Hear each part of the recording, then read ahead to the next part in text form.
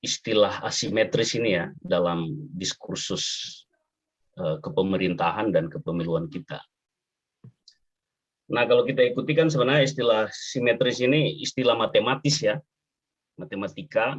Kalau kita masih ingat ada pelajaran geometri itu kan, tentang bangun ruang, bagaimana sebuah ruang itu, bagaimana kesebangunannya itu ya.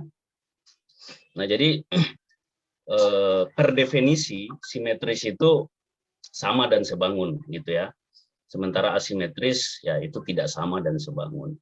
Nah, istilah ini kemudian dalam percakapan kepemerintahan dan kepemiluan itu kemudian misalnya populer, kita kenal dengan istilah desentralisasi asimetris.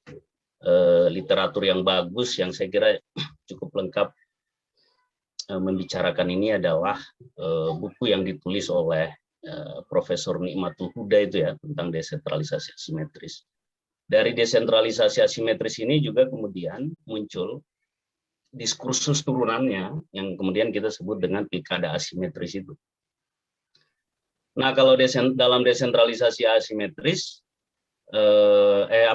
desentralisasi simetris itu bagaimana desentralisasi itu hanya berfokus pada bagaimana urusan-urusan pemerintahan itu ya, yang kemudian di Undang-Undang 23 2014 misalnya dikelompokkan ada urusan pemerintahan absolut, itu urusan pemerintahan yang hanya bisa dilakukan oleh pemerintah pusat ya. Misalnya soal pertahanan keamanan, soal moneter, soal agama, justisi, dan seterusnya itu. Ada juga urusan pemerintahan konkuren, berupa urusan pemerintahan daerah yang itu bersifat wajib ataupun pilihan, dan urusan pemerintahan umum. Sementara dalam desentralisasi asimetris, ini sebenarnya upaya untuk, kalau menurut saya, upaya untuk mendesentralisasikan desentralisasi itu sendiri, ya. Jadi kalau desentralisasi kita maknai sebagai bagaimana transfer wewenang, sehingga pemerintah dari pemerintah pusat ke pemerintah daerah, sehingga pemerintah daerah itu bisa mengatur dan mengurus rumah tangganya sendiri. Akan tetapi ternyata dalam konteks transfer wewenang itu kemudian harus dilihat juga bagaimana kekhasannya masing-masing daerah yang dilimpahkan wewenang desentralisasi itu. Nah, itulah yang menurut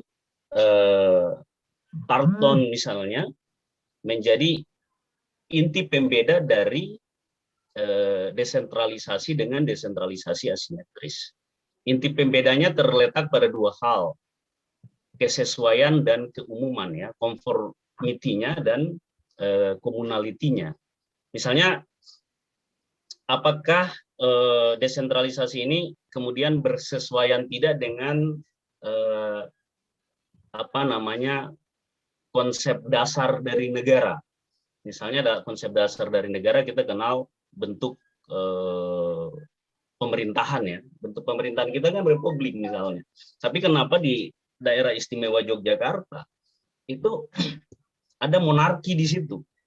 Bagaimana misalnya gubernur dan wakil gubernur itu jabatan yang diwariskan secara monarki, secara turun-temurun. Nah itu ketika ada ketidaksesuaian dengan prinsip dasar yang dianut dalam konteks negara, nah itu maka disitulah sifat asimetris bisa kita lihat. Demikian juga keumumannya ya. Misalnya secara umum yang berlaku adalah sistem tertentu, tetapi pada daerah-daerah yang lain itu diberlakukan sistem-sistem yang sifatnya lex specialis. Nah, itulah menurut Tarton misalnya, pembeda yang paling mendasar dari desentralisasi dengan desentralisasi asimetris itu adalah bagaimana kita melihat indikator kesesuaian dan keumumannya. Nah, secara konsep ya banyak ya pandangan-pandangan yang melihat, termasuk bagaimana pentingnya desentralisasi asimetris, baik terutama menurut para pakar gitu ya. Lalu desentralisasi asimetris juga misalnya dia berkaitan dengan 3 jenis sifat asimetrisnya itu ya. Jadi sifat asimetrisnya itu bisa dalam jenis politiknya yang asimetris, atau sistem administrasinya yang asimetris ataukah keuangan fiskalnya yang asimetris. Nah, bisa dilihat dari 3 indikator itu. Nah, tadi sudah disinggung oleh Pak Jamal bahwa sebenarnya dalam desentralisasi asimetris ini kita sudah praktekkan gitu ya. DKI, DIY, Otsus Aceh dan Otsus Papua. Bahkan kalau saya mengidentifikasi bukan sekedar nanti turunannya adalah pilkada asimetris, tapi juga praktek-praktek pemilu asimetris itu juga kita sudah praktekkan. Misalnya bagaimana praktek pemilu asimetris di penggunaan tim noken di Papua atau partai lokal di Aceh. Itu kan pemilu, kita punya 4 partai politik lokal kemarin, itu sifat asimetris dari pemilu kita. Lalu praktek pilkada asimetris saya kira banyak ya yang bisa kita identifikasi. Lalu kemudian akhir-akhir ini juga muncul gagasan pilkada asimetris yang dikemukakan oleh Pak Mendagri ya, Pak Tito Karnavian, yang kalau kita lacak ide ini juga karena Pak Tito merefer kepada hasil-hasil riset sosial, kesiapan ekonomi, dan kesiapan budayanya. Itu yang menjadi temuan penting dari riset LIPI. Nah, itu refleksi awal barangkali untuk